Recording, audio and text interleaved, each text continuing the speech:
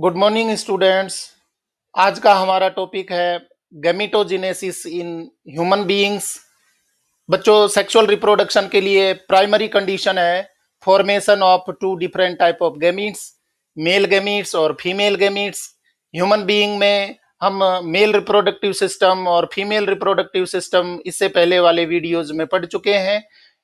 वहां पर हमने पढ़ा था कि मेल के जो गोनाड्स होते हैं, प्राइमरी सेक्स ऑर्गन्स होते हैं, वो टेस्टीज है। फीमेल के गोनाड्स हैं, प्राइमरी सेक्स ऑर्गन्स हैं, वो ओवरीज है। तो वहां गोनाड्स में मेल और फीमेल गैमीट्स का फॉर्मेशन या सिंथेसिस होता है और इसी प्रोसेस को हम गैमेटोजेनेसिस बोलते हैं। गैमेटोजेनेसिस का मीनिंग यही होता है, the process of formation of gametes. तो let's start gametogenesis in human beings. क्या मीनिंग है? Gametogenesis means it is the formation of gametes in the gonads. बच्चों, आपको ध्यान रखना है, गोनाड्स हैं वो मेल में टेस्टीज हैं और फीमेल में ओवरीज है। तो यहाँ पर गैमेटोजेनेसिस है वो कितने टाइप का होता है? Types of gametogenesis: spermatogenesis, formation of sperms in human individuals; oogenesis, formation of ovum in ovaries. तो दोनों ही रिस्पेक्टिव गोनाड्स में स्पर्मेटोजेनेसिस इन मेल और oogenesis इन फीमेल्स, वहां पर हम चर्चा करेंगे।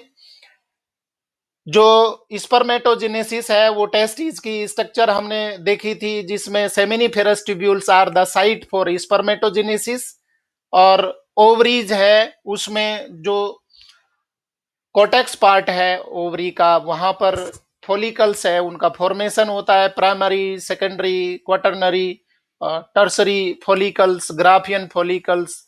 तो वो पूरी प्रोसेस है वो इनमें गोनड्स में होती है, इसलिए इनको हम प्राइमरी सेक्स ऑर्गन्स बोल रहे बच्चों। सबसे पहले हम पढ़ेंगे स्पर्मेटोजेनेसिस। स्पर्मेटोजेनेसिस का मतलब है it is the process of formation of sperms, और we can say spermatozoa in seminiferous tubules of testis.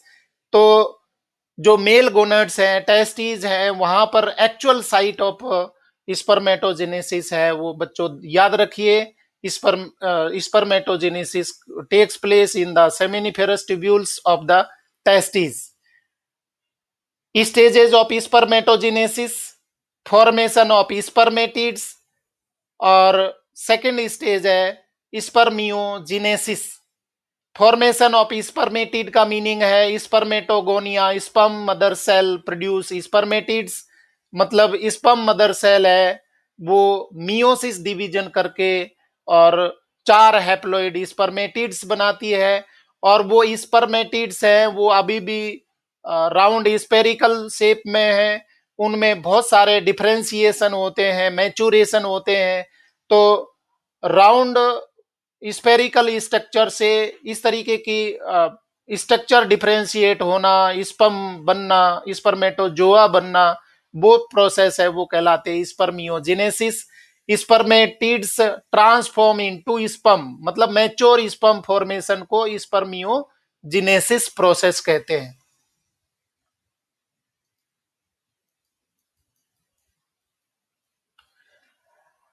सबसे पहले बात करेंगे हम स्पर्मेटोजेनेसिस में कौन सा डिवीजन हो रहा है। ये पहले देखिए, स्पर्मेटोगोनिया है। गोनियम का मतलब होता है बच्चों जो जन्म देने वाली, जो मियोसिस डिवीजन में जो इन्वॉल्व होती है, उन सेल्स को हम स्पर्मेटोगोनिया कहते हैं।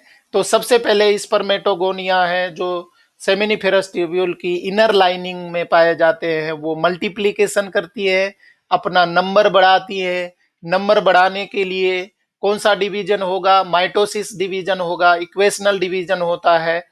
ये डिप्लॉइड सेल है, 2n है माइटोटिक डिवीजन करके, और अपना संख्या बढ़ाती हैं। तो ये ग्रोथ फेज है, मल्टीप्लीकेशन फेज है ऑफ स्पर्मेटोगोनिया या स्पर्म मदर सेल। और स्पर्म मदर सेल का बहुत सारा नंबर बढ़ जाता है माइटोसिस के द्वारा, तो फिर वो कुछ सेल्स हैं उनमें से एंटर करती है मियोसिस डिवीजन में। तो जो सेल मियोसिस डिवीजन के लिए जाती है या जिसमें मियोसिस डिवीजन होता है उसको हम मियोसाइट बोलते हैं। और प्राइमरी स्पर्मेटोसाइट कहते हैं। प्राइमरी स्पर्मेटोसाइट है वो डिप्लॉइड होती है, मियोसिस डिवीजन करके दो हैप्लॉइड सेल बनती है। आपको पता है ये एक रिडक्शनल डिवीजन है जहां पर नंबर ऑफ क्रोमोजोम्स हैं वो रिड्यूस हो जाते हैं। one set goes to one daughter cell, another set of chromosome goes to another cell, means one set of chromosome carry uh, each cell of the primary ये meiosis first के जो daughter cells है उनमें haploid cells है बनेंगी। इसके बाद में हैप्लॉइड सेल है, रिस्पेक्टिव हैप्लॉइड सेल है वो मियोसिस सेकंड में एंटर कर जाती है। मियोसिस सेकंड है वो सिमिलर टू इक्वेशनल डिवीजन होता है जहां पर नंबर ऑफ क्रोमोजोम्स हैं जितने पेरेंटल सेल में हैं उतने डॉटर सेल में बनते हैं। और इस तरीके से चार हैप्लॉइड सेल्स ये प्राइमरी स्पर्मेटोसाइट से बनती है। तो पहले प्राइमरी स्पर्मेटोसाइट है वो डिप्लॉइड है, मियोसिस फर्स्ट करके दो डॉटर हैप्लॉइड सेल बनाती है जिनको हम बोलते हैं सेकेंडरी स्पर्मेटोसाइट। और सेकेंडरी स्पर्मेटोसाइट नेक्स्ट डिवीजन करके मियोसिस सेकंड करके और बनाते हैं स्पर्मेटिड। तो यहां पर आप देख पा रहे हैं कि ये हैप्लॉइड डॉटर सेल्स है वो स्पेरिकल राउंड शेप में होती हैं, जबकि स्पर्म है वो एक मोटाइल स्ट्रक्चर है जिसके हेड, मिडिल पीस और टेल पार्ट होते हैं। तो ये राउंड शेप बनना यहाँ तक की प्रोसेस को हम स्पर्मेटोजेनेसिस बोल रहे हैं। उसके बाद में दूसरी स्टेज जो है वो शुरू होती है स्पर्मियोजेनेसिस। स्पर्मियोजेनेसिस का मतलब होता है कि वो हैप्लॉइड सेल है वो डिफरेंशिएट होती है। डिफरेंशिएशन होकर के ये अपना बहुत सारा साइटोप्लाज्म है वो लॉस कर देती है और इनमें रीऑर्गेनाइजेशन होता है। जो गोल्जी एपरेटस होता है, गोल्जी कॉम्प्लेक्स होता है, उसके हेड पार्ट के एंटीरियर पोर्शन में आ जाता है जिसको एक्रोसोम बोलते हैं। और हेड रीजन में न्यूक्लियस होता है क्योंकि इसका जो मेन पर्पज है वो हैप्लॉइड क्रोमोजोम्स को कैरी करने का काम है। और इसके बाद में मिडिल पीस है, मिडिल पीस में माइटोकॉन्ड्रिया पाए जाते हैं बहुत ज्यादा मात्रा में। और फिर नेक्स्ट पार्ट है वो टेल। तो इस तरीके से हेड, मिडिल पीस और टेल्ड स्ट्रक्चर है वो मैच्योर स्पर्मेटोजोआ कहलाता है। तो स्पर्मेटिड से स्पर्मेटोजोआ फॉर्मेशन की प्रोसेस है वो कहलाएगी स्पर्मियोजिनेसिस। डायग्राम में भी आप देख सकते हैं ये सेमिनिफेरस ट्यूब्यूल की वॉल है, बाउंड्री है। इसकी इनर लाइनिंग है उसको बेसल लेमिना बोल रहे हैं। बेसल लेमिना के साथ में यहाँ पर जुड़े हैं स्पर्मेटोगोनिया। स्पर्मेटोगोनिया ये स्ट्रक्चर दिखाई है। स्पर्मेटोगोनिया अगर सारी की सारी ये मियोसाइट का काम कर जाएंगी तो ये तो खत्म हो जाएंगी, ये सारी कन्वर्ट हो जाएंगे स्पर्मेटोजोआ में। तो सबसे पहला जो डिवीजन होता है यहाँ पर माइटोसिस होता है। स्पर्मेटोगोनियम में है वो अपना नंबर इंक्रीज करती है। जब डॉटर स्पर्मेटोगोनिया बन जाते हैं तो उनमें से सेल है वो एंटर करती है और वो एक्ट करेगी, वो काम करेगी इस प्राइमरी स्पर्मेटोसाइट के रूप में। प्राइमरी स्पर्मेटोसाइट है वो डिवीजन करके दो हैप्लॉइड सेल बनाती है जिसको हम सेकेंडरी स्पर्मेटोसाइट बोल रहे हैं। सेकेंडरी स्पर्मेटोसाइट है वो फर्दर डिवीजन में एंटर कर जाती है और चार हैप्लॉइड सेल बनती हैं। ये स्पर्मेटिड्स और स्पर्मेटिड्स है वो डिफरेंशिएट होकर के, मैच्योर होकर के और बनाती हैं। ये आप देख पा रहे हैं यहाँ पर स्पर्मेटोजोआ। बच्चों याद रखिए इनमें बीच में कुछ पिलर लाइक सेल्स हैं, बड़ी सेल्स होती है जो यहाँ पर ब्लू कलर का इनमें न्यूक्लियस दिखाया है, बहुत बड़ी लार्ज साइज की सेल्स होती हैं। ये सेल्स को हम बोलते हैं सर्टोली सेल्स। तो सेक्शन काटने पर और ऑब्जर्वेशन करने पर देखा गया कि जो स्पर्मेटोजोआ है या डेवलपिंग स्पर्मेटिड है वो उनका हेड पार्ट है सर्टोली सेल्स में एम्बेडेड रहता है। इसका मतलब है कि सर्टोली सेल्स हैं वो डेवलपिंग स्पर्म्स को नरिशमेंट देने का काम करते हैं। तो डायग्राम को हमने समझा। इसके बाद में देखिए स्पर्मेटोजेनेसिस में यहां पर बताया है ये प्राइमरी स्पर्मेटोसाइट डिवीजन करके दो सेकेंडरी स्पर्मेटोसाइट बनाएगी जो हैप्लॉइड होगी। ये सेकेंडरी स्पर्मेटोसाइट मतलब each secondary spermatocyte further division करके और बनाती है दो स्पर्मेटिड्स। इसका मतलब है कि 4 स्पर्मेटिड्स हो गए। 10 A primary spermatocyte after meiosis division forms 4 spermatids, 4 sperms। 4 haploid cell बनती हैं जो स्पर्मेटिड कहलाती है। ये आप यहां पर देख पा रहे हैं ये सर्टोली सेल्स में इन्होंने स्पर्मेटोजोआ स्पर्मेटिड्स हैं उन्होंने अपना हेड को एम्बेडेड किया है, घुसाया हुआ है। और नेक्स्ट टर्म है यहां से आप देखेंगे स्पर्मिएशन। स्पर्मिएशन डिफरेंट टर्म है। स्पर्मिएशन का मतलब होता है आफ्टर स्पर्मियोजेनेसिस, मतलब स्पर्मेटोजोआ बनने पर, मैच्योर स्पर्म बनने पर sperm heads are embedded in the Sertoli cells to get nourishment. Then they are released to lumen of seminiferous tubule. It is called spermiation। मतलब अभी तक ये सर्टोली सेल्स में डेवलपिंग स्पर्म है वो सर्टोली सेल्स में धसे हुए थे, घुसे हुए थे। धीरे धीरे यहाँ से वो नरिशमेंट लेते हुए डिफरेंशिएशन मैच्योरेशन होते हुए अलग होते जा रहे हैं और लास्ट में वो बीच में चले जाएंगे, ल्यूमेन में, स्पेस में चले जाएंगे। तो सर्टोली सेल से स्पर्म है वो ल्यूमन में एंटर कर जाते हैं, ल्यूमन में रिलीज हो जाते हैं। तो उस प्रोसेस को स्पर्मिएशन बोलते हैं। आप इस सिंपली इसको ऐसे कह सकते हैं कि स्पर्मेटोजोआ का रिलीज होना वो कहलाता है स्पर्मिएशन।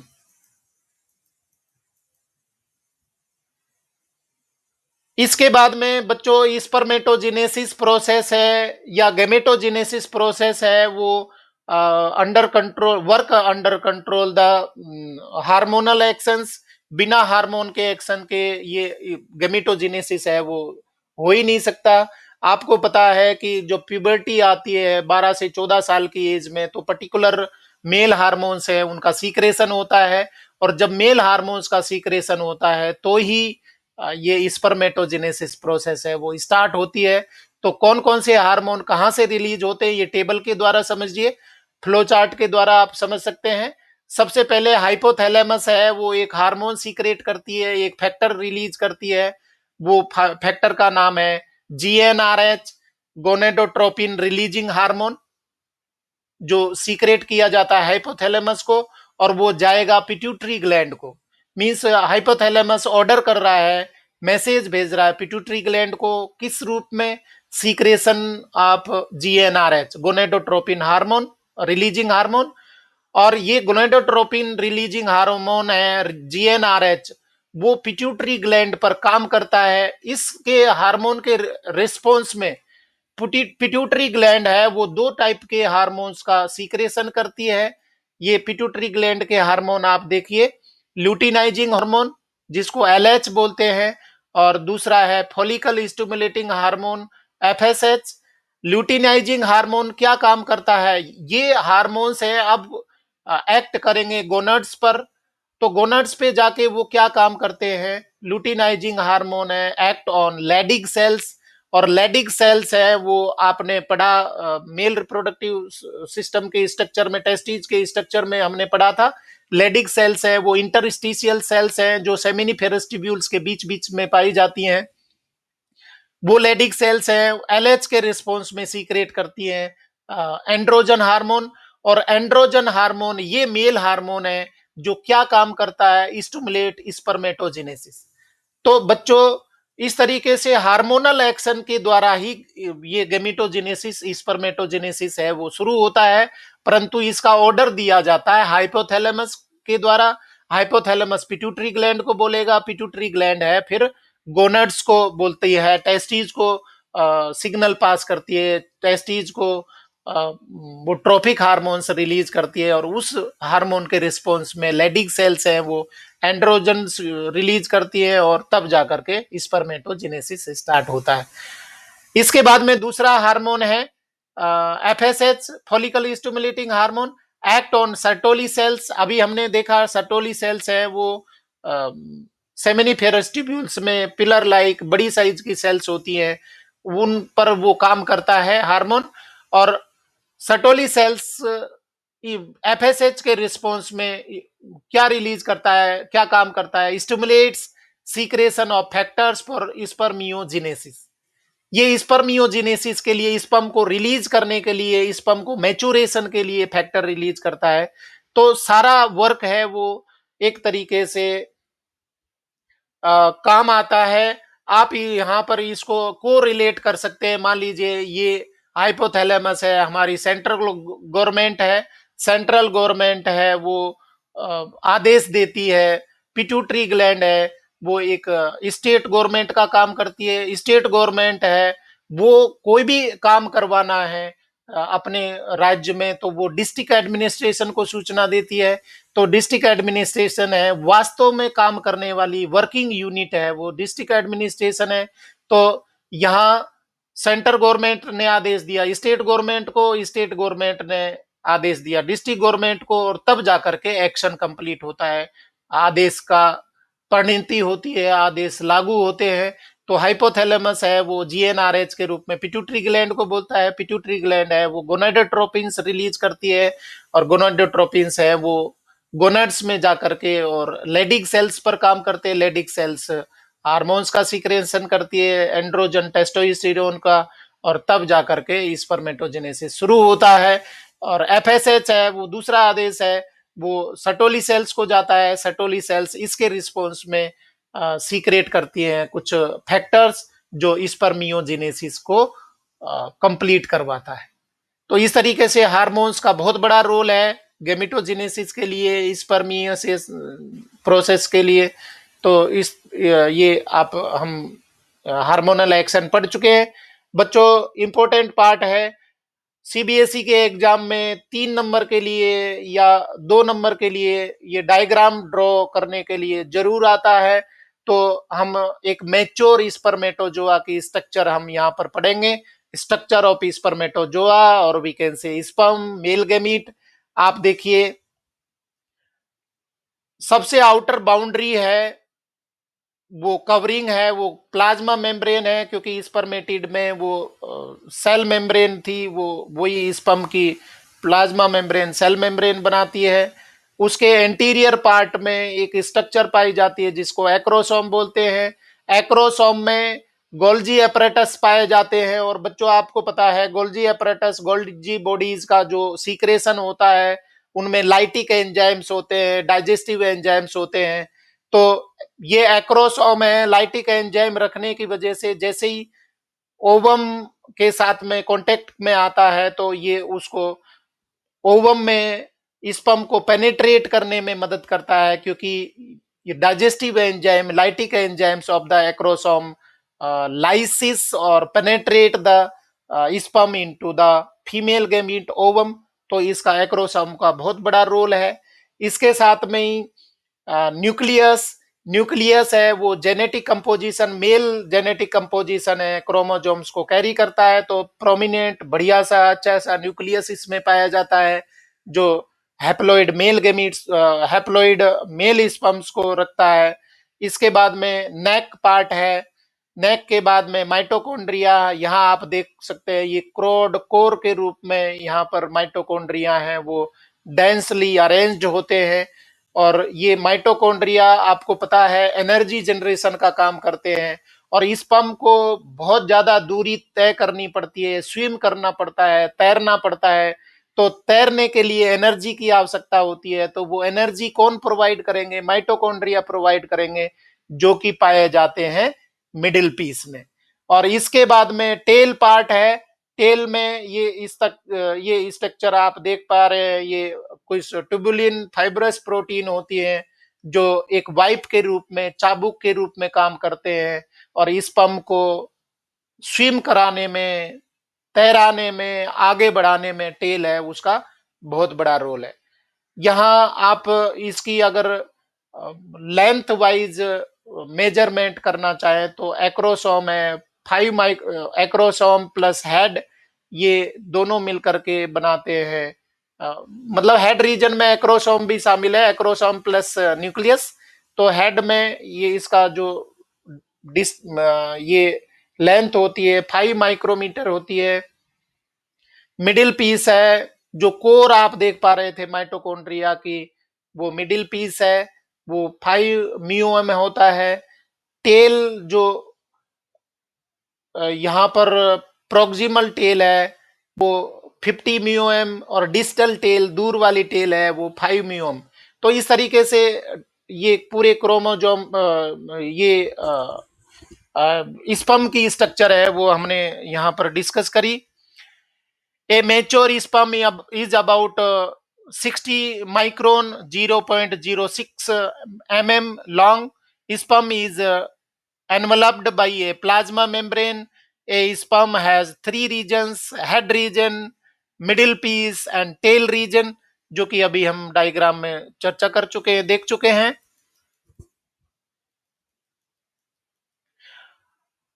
हेड रीजन में क्या पाया जाता है?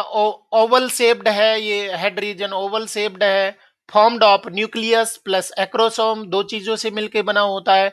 Acrosome is formed from Golgi complex. It contains lytic enzymes for lysis of egg envelope, या आप जो corona radiata, zona pellucida cell membrane को डाइजेस्ट करने में, पेनेट्रेट करने में मदद करते हैं।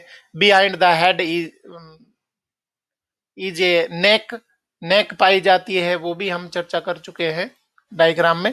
इसके बाद में इस पंप का दूसरा पार्ट है middle piece, composed of axial filament surrounded by mitochondria and cytoplasm। ये axial filament है, ये एक लंबा फिलामेंट है, एक एक्सिस के यहाँ से सेंट्रियोल से ओरिजिनेट होता है, तो एक्सियल फिलामेंट। और उसके चारों ओर क्या पाए जाते हैं? माइटोकॉन्ड्रिया मिलती है, साइटोप्लाज्म मिलता है। Mitochondria produce energy for the sperm motility. Tail part, it consist of A central axial filament. ये ब्लैक कलर का फिलामेंट देख पा रहे हैं, ये एक्सियल फिलामेंट है जो मेन एक्सिस बना रहा है, axial filament. The sperm moves in fluid medium and female genital tract by the undulating movement of the tell.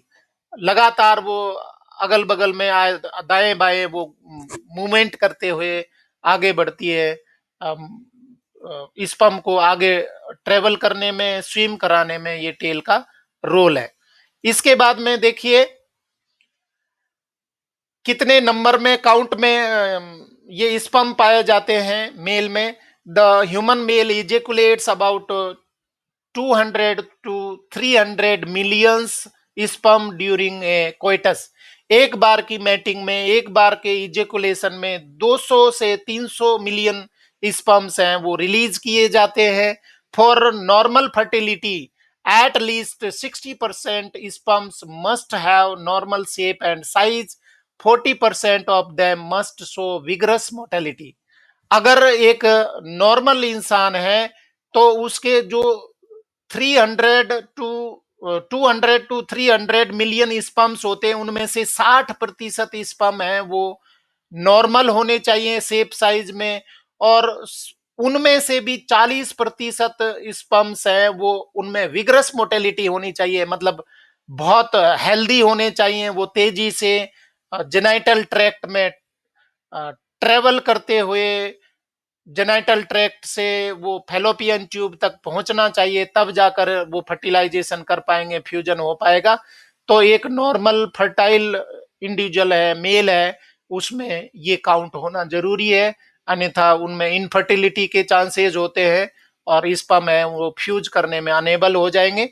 तो बच्चों नेक्स्ट गैमेटोजेनेसिस है, वो फीमेल में ऊजेनेसिस बोलते हैं।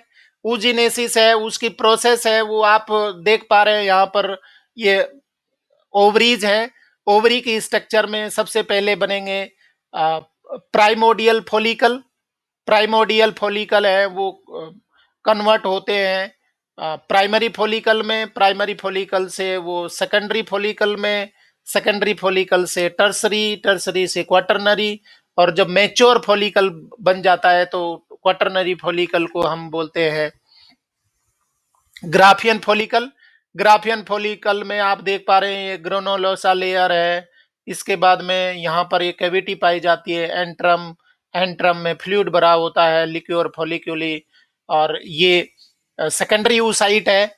और जब ये मैच्योर हो जाता है, सेकेंडरी oocyte है वो एक पर्टिकुलर टाइम पीरियड पर 14th डे पर रिलीज हो जाती है, तो रिलीजिंग को हम ओवुलेशन बोल रहे हैं।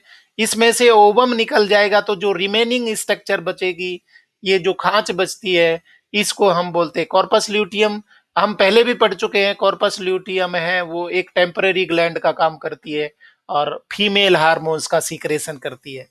तो पूरी डिटेल स्ट्रक्चर है वो हम पढ़ेंगे। ओवुलेशन हुआ, उसके बाद में ओवम है वो कैप्चर कर लिया गया, फनल शेप्ड स्ट्रक्चर है। वो फिम्बरी पाई जाती हैं, फिम्बरी से वो इनफंडिबुलम में, और फिर इस एम्पुला से इस्तमस, इस तरीके से वो ट्रेवल करता है। तो डिटेल में स्लाइड में क्या दिया है मैं आपको बताता हूं। It is the formation and maturation of ovum, that is oogenesis। oogenesis को क्या बोल रहे हैं? The formation and maturation of ovum. It takes place in graafian follicle, जो मैच्योर फॉलिकल है उसमें ओवुलेशन होता है।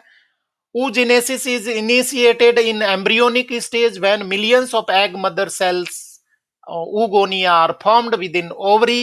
इस बात को आप ये समझिए कि जब बच्ची माँ के पेट में होती है, थोड़ा सा गौर करना है, बेबी माँ के पेट में होती है तभी उसकी ओवरी में, मतलब उसको आप कहेंगे एम्ब्रियोनिक ओवरी। बच्ची है वो माँ के पेट में है और बच्ची की ओवरी के अंदर ये एग मदर सेल्स हैं वो पाई जाती हैं। मतलब एम्ब्रियोनिक पीरियड में ही ये गमीटोजेनेसिस है वो स्टार्ट हो जाता है, oogenesis स्टार्ट हो जाता है। और इनको हम क्या बोल रहे हैं? oogoनियम। मैंने अभी बताया था गोनियम का मतलब होता है कि जो जन्म देने वाली, किसको जन्म देने वाली? ओवम को, एग को, तो उनको हम ओवम मदर सेल या एग मदर सेल या oogoनियम कहते हैं। No more oogonia are formed and added after birth. जन्म के बाद में कोई भी उगोनिया नहीं बनते। बच्ची जब माँ के पेट में होती है, एम्ब्रियोनिक ओवरी में ही उगोनिया है वो बन चुकी होती है, डिफरेंशिएट हो चुकी होती है। Oogonia multiply to form primary oocyte, मतलब वो उनमें प्राइमरी साइट में कन्वर्ट होंगी। They enter prophase first of the meiosis and get temporarily arrested at that stage. मतलब यहां पर कहना चाहिए एक कपल ऑफ मिलियन यहां पर ऊगोनिया बनती हैं। इनमें से ऊगोनिया है वो एंटर कर जाती है मियोसिस डिवीजन में। ओवम मदर सेल है वो एंटर कर जाएगी मियोसिस डिवीजन में, और मियोसिस डिवीजन है उसका भी प्रोफेज फर्स्ट। आप मियोसिस डिवीजन का प्रोफेज फर्स्ट के 5 सब स्टेजेस बच्चों पढ़ चुके हैं 11वीं क्लास में। Leptotene, zygotene, pachytene, diplotene, diakinesis. तो कहने का मतलब है कि प्रोफेज फर्स्ट है वो सबसे लंबी फेज होती है। इस स्टेज में, इनिशियल स्टेज में प्रोफेज फर्स्ट में सेल एंटर करके और वहीं पर अपनी डिवीजन है उसको अरेस्ट कर देती है, रोक देती है, आगे डिवीजन नहीं हो रहा है। ये आगे डिवीजन है वो स्टार्ट होगा जब बच्ची जन्म ले लेगी, वो बड़ी हो जाएगी, वो 10 से 12 साल की हो जाएगी, तब मियोसिस प्रोफेज फर्स्ट है वो कंप्लीट होता है। तो कहने का मतलब है कि मियोसिस डिवीजन है वो भी एम्ब्रियोनिक ओवरी के अंदर, बेबी पेट के अंदर है तभी स्टार्ट हो जाता है, और प्राइमरी oocyte भी यहीं पर बन जाते हैं। इसके बाद में each primary oocyte get surrounded by a layer of granulosa cells to form primary follicle. Granulosa cells मतलब ये जो स्ट्रोमा पार्ट है इसका कोटेक्स रीजन है, इसमें से कुछ सेल्स हैं वो प्राइमरी oocyte को चारों ओर से घेर लेती हैं, कवर कर लेती हैं, और उस कवर्ड पार्ट को हम ग्रेनुलोसा सेल्स बोल रहे हैं। और primary oocyte plus granulosa cells की जो पूरी स्ट्रक्चर जो बनती है उसको हम बोलेंगे प्राइमरी फॉलिकल। प्राइमरी फॉलिकल है वो आगे डिफरेंशिएट होगा। मैनी प्राइमरी फॉलिकल्स डीजनरेट, इस स्टेज में जब बच्ची का जन्म हो चुका होता है तो इस स्टेज में जब वो जुवेनाइल फेज में होती है तो बहुत सारी जो कपल ऑफ मिलियन जो प्राइमरी oocyte थे, प्राइमरी फॉलिकल्स थे, वो डीजनरेट हो जाते हैं, मतलब खत्म हो जाते हैं, एट्रोफाइड हो जाते हैं during the phase from birth to puberty. Therefore, at puberty, only 60 to 80,000 primary follicles are left in each ovary.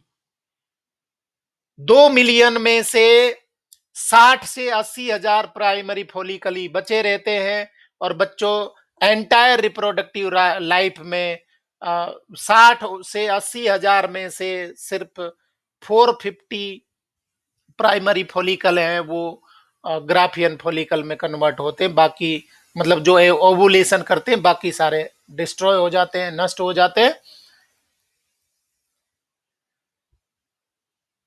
यहां पर आप देख पा रहे हैं ये डायग्राम के द्वारा डेवलपमेंट ऑफ ओवेरियन फॉलिकल, कैसे ओवेरियन फॉलिकल है वो बनता है। सबसे पहले प्राइमरी फॉलिकल बनेगा जिसके ये प्राइमरी oocyte है जो मियोसिस डिवीजन प्रोफेज फर्स्ट में एंटर कर गई थी। ये आ, इसको चारों ओर से, क्योंकि ये सेल गैमिट बना रही है तो स्पेशलाइज सेल्स है, डिफरेंशिएटेड सेल है, इसको चारों ओर से ग्रेनुलोसा सेल्स जो कोटेक्स रीजन की सेल्स है इन्होंने चारों ओर से कवर कर लिया, घेर लिया, प्रोटेक्शन दे दिया, तो वो ग्रेनुलोसा सेल्स है। इस स्टेज का फॉलिकल है वो कहलाता है प्राइमरी फॉलिकल। इसके बाद में इसमें और डिफरेंशिएशन हो जाता है और ज्यादा लेयर्स हैं वो उसके चारों ओर आना शुरू हो जाती हैं। ग्रेनुलोसा सेल से यहाँ आ गई है। इसके बाद में कॉर्टिकल ग्रेन्यूल्स हैं वो उसके अंदर उसके ऊपर आ गए हैं। थीका सेल्स और कवरिंग आ गई है, सबसे बाहर की ओर थीका सेल्स आ गए। और इसके प्राइमरी oocyte के चारों ओर एक और वाइट येलो कलर की कवरिंग आ जाती है जो उसको जोना पेलुसिडा बोलते हैं। ये सेकेंडरी फॉलिकल है। सेकेंडरी फॉलिकल में आप देखेंगे कि ये जो ग्रेनुलोसा सेल्स है वो डेंसली पैक्ड है, डेंस अरेंजमेंट है। धीरे धीरे वो डेंसली पैक्ड ग्रेनुलोसा सेल्स है उनका रीअरेंजमेंट होता है और यहाँ पर एक स्पेस बन जाता है, एक कैविटी बन जाती है जिसको बोल रहे हैं एंट्रम। सबसे आउटर लेयर थीका, ये जो आउटर मोस्ट कवरिंग है थीका एक्सटर्ना और थीका इंटरना। सबसे बाहरी लेयर है थीका एक्सटर्ना, उससे नीचे वाली थीका इंटरना। और उसके नीचे जो सेल्स हैं वो जो अभी कवर किए हुए थे यहाँ पर ग्रीन कलर में दिखाए, ये रीअरेंज होना शुरू हो गई तो ग्रेनुलोसा सेल्स और यहाँ पर बन गई एंट्रम। इस एंट्रम के बाद में आप फिर इसका और आगे मैच्योरेशन होता है, मतलब ग्राफियन फॉलिकल है वो उसमें डिफरेंशिएशन होता है। तो सबसे आउटर लेयर थीका एक्सटर्ना, उसके नीचे वाली थीका इंटरना, कैविटी बहुत काफी सारी कैविटी डेवलप हो जाती है ग्रेनुलोसा सेल्स का रीअरेंजमेंट की वजह से, एंट्रम। और ये सेल्स है वो ग्रेनुलोसा की पेरीफेरी में आ गई ग्रेनुलोसा सेल्स। और कुछ सेल्स है वो ये फॉलिकल के चारों ओर भी बची रहती है, मतलब जो oocyte है उसके चारों ओर भी बची रहती है, तो उन सेल्स की कवरिंग को हम बोलते हैं कोरोना रेडिएटा। और कोरोना रेडिएटा है वो उसको एक साइड से वॉल के साथ में या ये ग्रेनुलोसा सेल्स है के साथ में जोड़े रखने का काम करती है। तो ये जो कनेक्शन है उसको क्यूमुलस ओफोरस बोलते हैं और इसके अंदर वो oocyte है वो एनक्लोज्ड है। तो ये डायग्राम के द्वारा यहाँ पर हमने ग्राफियन फॉलिकल बनने की प्रोसेस बच्चों समझी है। स्लाइड में क्या दिया है वो देखिए। प्राइमरी फॉलिकल में ए layer of granulosa sales surrounding A primary oocyte, secondary follicle more layers of granulosa cells and a new theca surrounding a primary oocyte। tertiary follicle में fluid filled cavity that is called antrum develops, theca layer forms inner theca interna and outer theca externa, और यहाँ पर ये mature follicle बन जाएगा, fully matured follicle, that is also known as graafian follicle. और ovulation के time पर यहाँ से ये रिलीज हो जाएगा ओवम, या सेकेंडरी oocyte स्टेज में ये रिलीज हो जाता है, तो इसको हम बोलते हैं ओवुलेशन। ये आप मैच्योर ग्राफियन फॉलिकल यहाँ पर देख पा रहे हैं, बड़ा अच्छा सा डायग्राम में दिया है। सबसे पहले थीका एक्सटर्ना आउटर लेयर, उसके बाद में दूसरी लेयर है थीका इंटरना, और उसके नीचे की जो लेयर है बेसल लेमिना है, और फिर है ग्रेनुलोसा सेल्स है।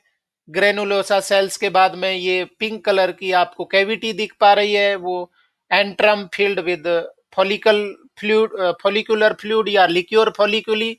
और कुछ सेल्स है ग्रेनुलोसा की वो oocyte के चारों ओर पाई जाती है, जिनको cells that will become corona radiata after ovulation, ये कोरोना रेडिएटा का काम करती है। और यहाँ कोरोना रेडिएटा है, ये इसके साथ में ग्रेनुलोसा लेयर के साथ में अटैच रहती है, उसको हम बोलेंगे कोमुलस ओफोरस। तो the primary oocyte in tertiary follicle grows and undergoes first unequal meiotic division to form a large haploid secondary oocyte and a tiny first polar body।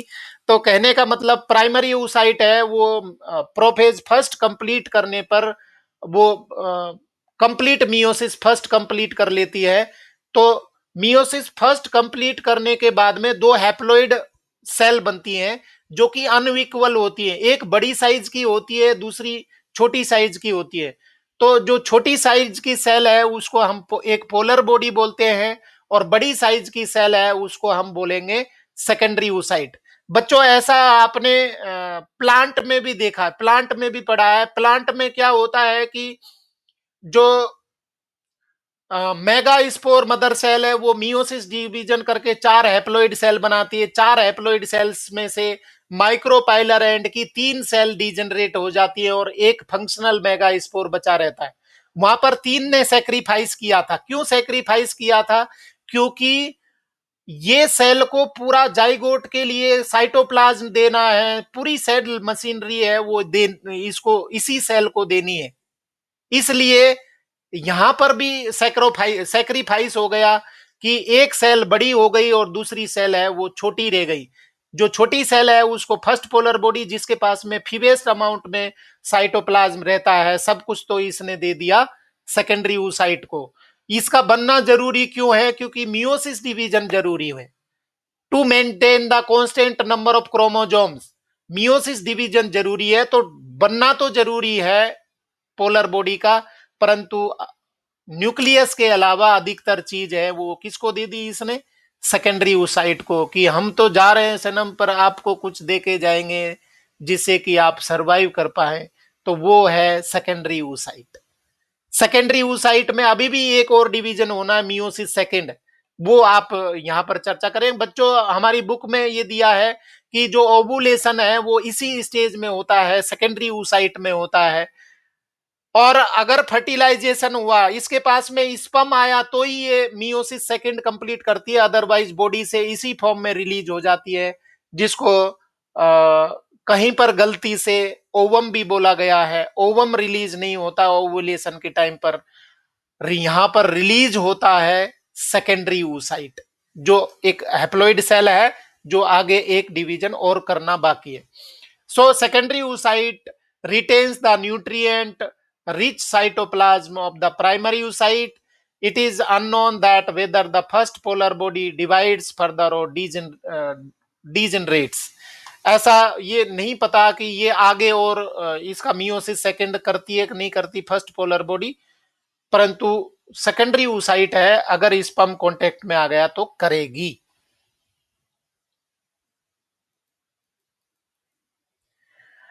The tertiary follicle further changes into the mature follicle, that is Graafian follicle. Secondary oocyte forms a new membrane, एक membrane secondary oocyte के चारों ओर बन जाती है, जिसको बोलते हैं zona pellucida. Zona pellucida, then Graafian follicle now rupture to release the secondary oocyte, उसी को हम बोल रहे हैं ovum from the ovary, this is called ovulation. इसी फॉर्म में वो इससे रिलीज हो जाएगा ग्राफियन फॉलिकल से सेकेंडरी oocyte, और इसी को बोल रहे हैं ओवन, ओवम, और इस प्रोसेस को बोल रहे हैं ओवुलेशन। तो बच्चों अब वो प्रोसेस है पूरी हमने डिटेल में पढ़ ली है। आप फ्लो चार्ट में देखिए कैसे क्या डिवीजन होता है। ये आपका सेकेंडरी oocyte या ओवम आप कह सकते हैं, जिसमें न्यूक्लियस है, साइटोप्लाज्म है, और जोना पेल्यूसिडा है, और उसके सराउंडिंग में ग्रेनुलोसा लेयर्स हैं, वो बनाते हैं corona radiata.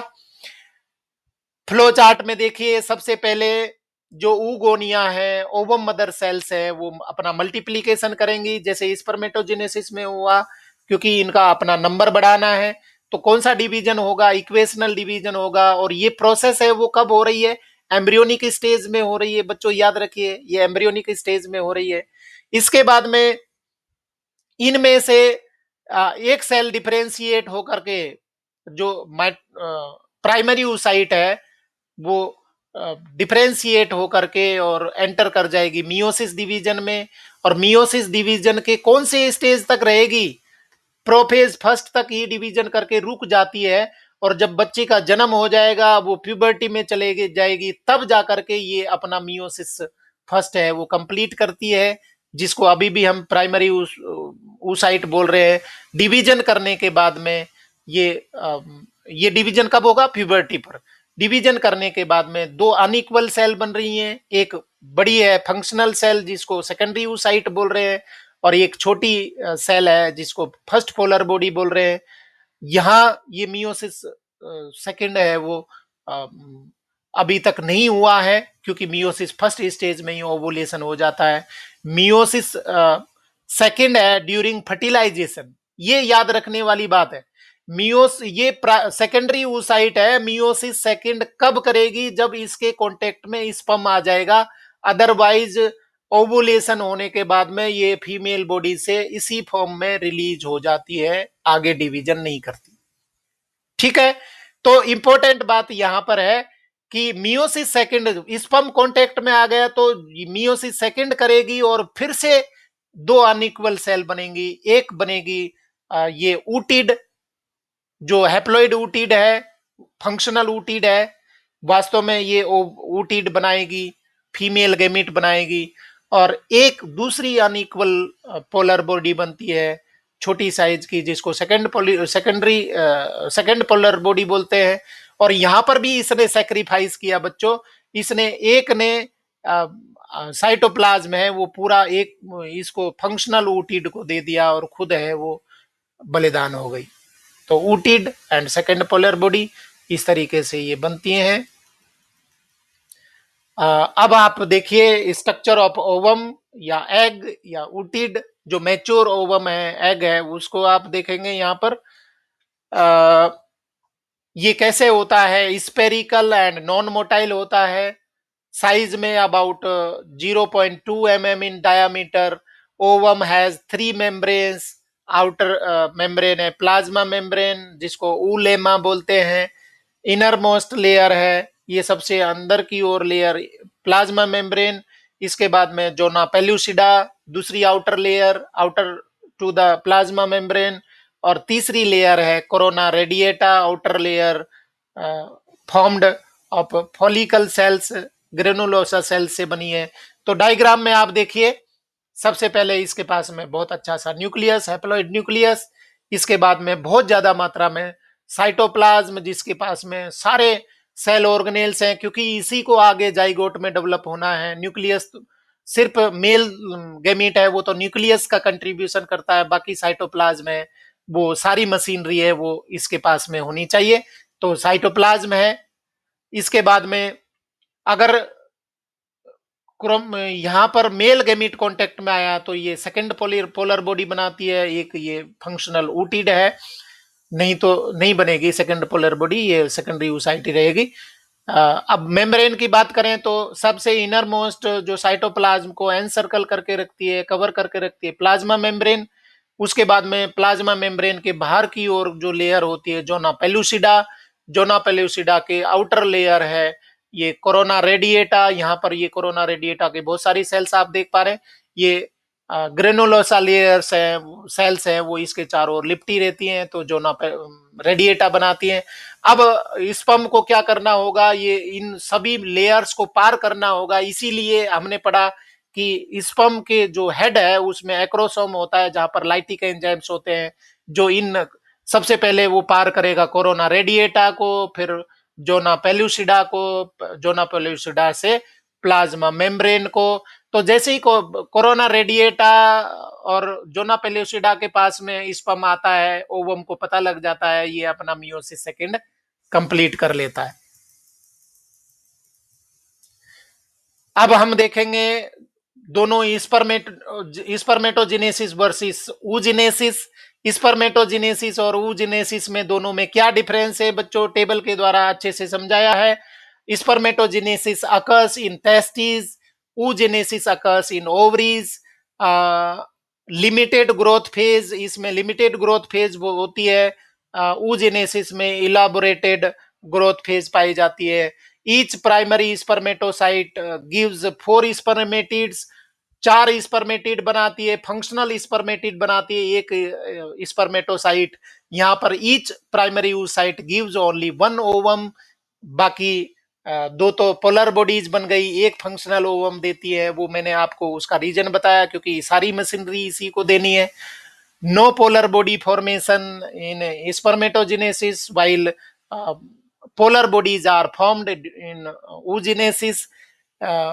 Spermatogenesis begins at puberty and extend up to senility, मतलब वो रिप्रोडक्टिवली एक्टिव रहता है तब तक वो स्पर्मेटोजेनेसिस होते रहता है, परंतु ये शुरू होता है प्यूबर्टी पर।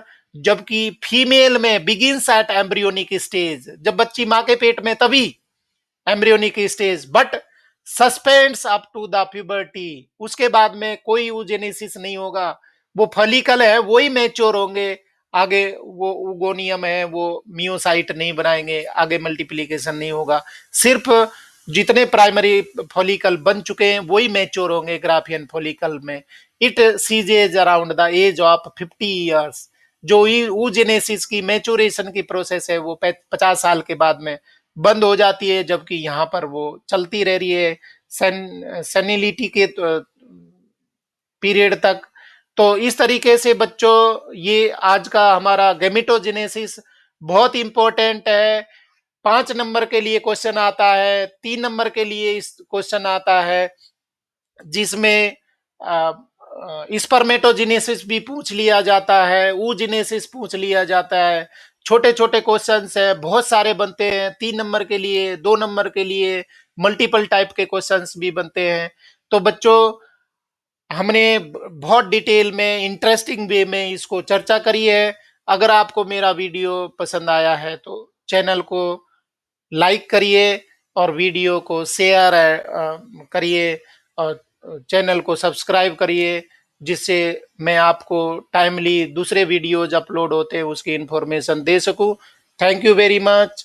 Thanks for watching.